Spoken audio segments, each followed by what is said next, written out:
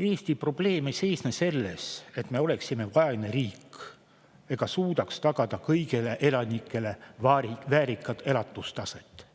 Meie probleem on prioriteedides.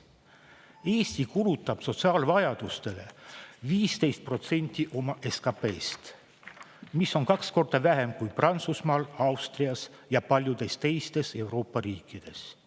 Inimene, kes elu saatuse tõttu peab sõltuma riigi abist, on määratud elama vaesuses. Samas kuulub Eesti riigi valitsemise kulude poolest Euroopa esiritta.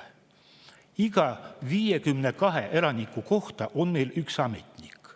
Samal ajal, kui näiteks Saksamaal teenindab üks bürokraat 162 maksumaksjat. Kui Eestis on toimetulekutoetus häbiväärselt 200 eurot kuus ja tervishoiu rahastamiseks jääb igal aastal puudu 250 miljonit eurot, kulutame samal ajal miljardeid mastaapsele projektidele, mille kasulikkus on enam kui küsitav. 2,7 miljardit eurot Rail Baltica jaoks, mille kohta on juba selge, et sellel ei hakka kunagi olema piisavalt reisijaid ega kaupu ning maksumaksjad peavad igal aastal doteerima projekti vähemalt 35 miljoni euroga. 2,6 miljardit eurot toetust tuuleparkide omanikele. Veel üks projekt, mis ei hakka kunagi kasumit teenima.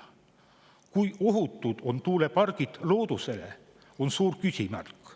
Samas on kindel, et tuuleta nad ei tööta. See riigi rahanduse hullumeelne põletamine, mida võib võrrelda rahade lennukilt alla pildumisega, kaetakse lõputute maksutõusudega. Maksusüsteem on üles ehitatud nii, et suurim koormus langeb madala ja keskmise sissetulekuga inimestele. Riigi gigantism pöördub enamiku elanike vaesuseks. Tööinimesed annavad riigile ühe suurema osa oma sissetulekust, samal ajal kui ühiskonna jõukaim osa saab maksusoodustusi.